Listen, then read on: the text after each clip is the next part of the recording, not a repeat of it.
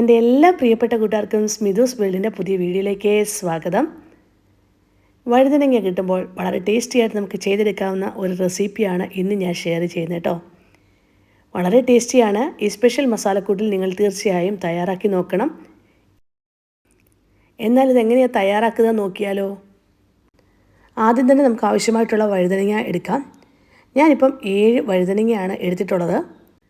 ഇത് നമുക്ക് അരിഞ്ഞ് ഈ വെള്ളത്തിലേക്ക് ഇട്ട് കൊടുക്കാം കേട്ടോ. ഞാൻ ഉപ്പിട്ടാണ് ഈ വെള്ളം വെച്ചിരിക്കുന്നത്. ഇതിലേക്ക് ഞാൻ വഴുതനങ്ങ അരിഞ്ഞതും കൂടെ ഇട്ട് കൊടുക്കുകയാണേ. നമുക്കിഷ്ടമുള്ള രീതിയിൽ അരിഞ്ഞെടുക്കാം. ഞാനിപ്പം പക്ഷേ കനം കുറച്ചാണ് അരിഞ്ഞെടുക്കുന്നത്. ആ വെള്ളത്തിലൊരു 10 മിനിറ്റ് അവിടെ ഇരിക്കട്ടെ കേട്ടോ. അപ്പോഴത്തേ നമുക്ക് ഇതിനകത്ത് മസാലക്കൂട്ട് തയ്യാറാക്കിയെടുക്കാം. ഒരു മിക്സിയുടെ ജാറിലേക്ക് എരിവിനനുസരിച്ചുള്ള പച്ചമുളക് ചേർത്ത് കൊടുക്കുന്നുണ്ട്. ഞാൻ ഒരു 5-6 പച്ചമുളക് ഇട്ടിട്ടുണ്ട്. 5-6 വെളുത്തുള്ളി ചേർത്ത് കൊടുത്തു. അതിനോടൊപ്പം തന്നെ നമുക്കിനിയും ചേർത്ത് കൊടുക്കേണ്ടത് ഒരു ചെറിയ കഷ്ണം ഇഞ്ചി അരിഞ്ഞതാണ് ചേർത്ത് കൊടുത്തിരിക്കുന്നത്. ഇനിയും ഇതിലേക്ക് ഒരു പിടി മല്ലിയിലയും അതിനോടൊപ്പം തന്നെ കുറച്ച് കറിവേപ്പിലയും കൂടെ ഞാൻ ചേർത്ത് കൊടുക്കുന്നുണ്ട്. എന്നിട്ട് നമുക്കിതൊന്ന് ചതച്ചെടുക്കാമേ. അരച്ചെടുക്കണ്ട, ചതച്ചെടുത്താൽ മാത്രം മതി. അടുപ്പത്തേക്കൊരു പാൻ വെച്ചു. ഇതിൽ എണ്ണ ഒഴിച്ചു കൊടുത്തിട്ടുണ്ട്. എണ്ണ ചൂടാകുമ്പോൾ കടുക് നമുക്കിട്ട് പൊട്ടിച്ചെടുക്കാം. ഒരു 1/2 ടീസ്പൂൺ കടുകാണ് ഞാൻ ചേർത്ത് കൊടുത്തിരിക്കുന്നത്.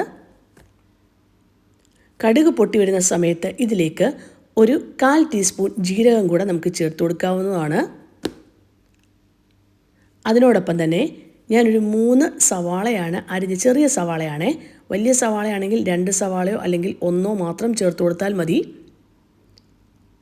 ഇനി നമുക്ക് വഴറ്റിയെടുക്കാം. സവാളയൊന്നും ഒരുപാട് അങ്ങ് കളർ മാറ്റിയെടുക്കേണ്ട കാര്യമൊന്നുമില്ല കേട്ടോ. ഈ ഒരു സവാളയിലേക്ക് ഞാൻ കുറച്ച് കറിവേപ്പിലയും കൂടെ ചേർത്ത് കൊടുക്കുന്നുണ്ട്. ആവശ്യത്തിന് ഉപ്പും ചേർത്ത് നമുക്ക് വഴറ്റിയെടുക്കാവുന്നതാണ്. സവാള ഒന്ന് വാടി വന്നപ്പോൾ ഇതിലേക്ക് ഒരു 1/4 ടീസ്പൂൺ മഞ്ഞൾപ്പൊടിയാണ് ഞാൻ ചേർത്ത് കൊടുത്തിരിക്കുന്നത്. ഇനി നമുക്ക് ഇതിലേക്ക് ചേർത്ത് കൊടുക്കേണ്ടത് നേരത്തെ നമ്മൾ ചതച്ച് വെച്ചിരിക്കുന്ന പച്ചമുളക്, വെളുത്തുള്ളി, ഇഞ്ചിയൊക്കെ ഉണ്ടല്ലോ, അതും കൂടെ ഇതിലേക്ക് ചേർത്ത് കൊടുത്ത് നമുക്ക് നന്നായിട്ടൊന്ന് യോജിപ്പിച്ചെടുക്കാം. ഈ ഒരു മസാലക്കൂട്ട് നമുക്കൊന്ന് വഴറ്റിയെടുക്കാവുന്ന കേട്ടോ. ആ വെളുത്തുള്ളിയുടെയൊക്കെ ഒരു പച്ചമണം ഒന്ന് മാറിയതിന് ശേഷം ഇതിലേക്ക് അരിഞ്ഞു വെച്ചിരിക്കുന്ന മുമ്പേ നമ്മൾ വെള്ളത്തിലിട്ട് വെച്ചിരുന്ന വഴുതനങ്ങ ഉണ്ടല്ലോ, ആ വെള്ളമൊക്കെ കളഞ്ഞ് നമുക്ക് വഴുതനങ്ങ ഇതിലേക്ക് ഇട്ട് കൊടുക്കാവുന്നതാണ്. എന്നിട്ട് നന്നായിട്ട് ഒന്ന് യോജിപ്പിച്ചെടുക്കാം.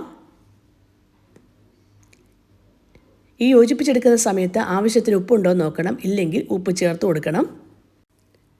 ഇനി ഇത് നല്ലതായിട്ട് മിക്സ് ചെയ്ത ശേഷം നമുക്ക് ചെറുതീയിൽ അടച്ചു വെച്ച് വേവിക്കാവുന്നതാണ്. ഞാൻ ഒട്ടും വെള്ളം ഇതിലേക്ക് ഒഴിച്ചു കൊടുത്തിട്ടില്ല കേട്ടോ. അങ്ങനെ കറക്റ്റ് പരുവത്തിൽ നമുക്ക് വഴുതനങ്ങ വെന്ത് കിട്ടിയിട്ടുണ്ട്. ഇനി വേവിക്കുന്ന ഓരോരുത്തരുടെ ഇഷ്ടത്തിനനുസരിച്ച് വേവിച്ചെടുക്കാം. ചിലർക്ക് വഴുതനങ്ങ ഒരുപാട് വേവുന്നതാണ് ഇഷ്ടം, ചിലർക്ക് ഒരുപാട് വേവേണ്ട. അതൊക്കെ നമ്മുടെ ഇഷ്ടത്തിനനുസരിച്ച് നമുക്ക് എടുക്കാം. ഇതിലേക്ക് ഞാനൊരു 1/4 കപ്പ് തേങ്ങ ചിരകിയതും കൂടെ ചേർത്ത് കൊടുത്തിട്ടുണ്ട്. തീ ഓഫ് ചെയ്യാം ഈ സമയത്ത് കേട്ടോ. നന്നായിട്ട് യോജിപ്പിച്ചെടുത്താൽ മാത്രം മതി. തീ ഓഫ് ചെയ്ത ശേഷം യോജിപ്പിച്ചെടുത്താൽ മതി. ഇനി നമുക്ക് ഇതിലേക്ക് കുറച്ച് കറിവേപ്പിലയും കൂടെ ചേർത്ത് സെർവ് ചെയ്യാവുന്നതാണ്. വളരെ ടേസ്റ്റി ആയിട്ടുള്ള ഒരു സ്പെഷ്യൽ മസാലക്കൂട്ട് തന്നെ ഇത് കേട്ടോ. എല്ലാവരും ഈ രീതിയിലൊന്ന് തയ്യാറാക്കി നോക്കിയോണം. എല്ലാവർക്കും ഇഷ്ടപ്പെടും. ഇഷ്ടമാവുകയാണെങ്കിൽ ഒന്ന് ലൈക്ക് ചെയ്യാനും ഷെയർ ചെയ്യാനും സബ്സ്ക്രൈബ് ചെയ്യാനും കമൻറ്റ് ബോക്സിൽ കമൻറ്റ് ചെയ്യാനും മറന്നു പോകല്ലേ. Thank you for watching.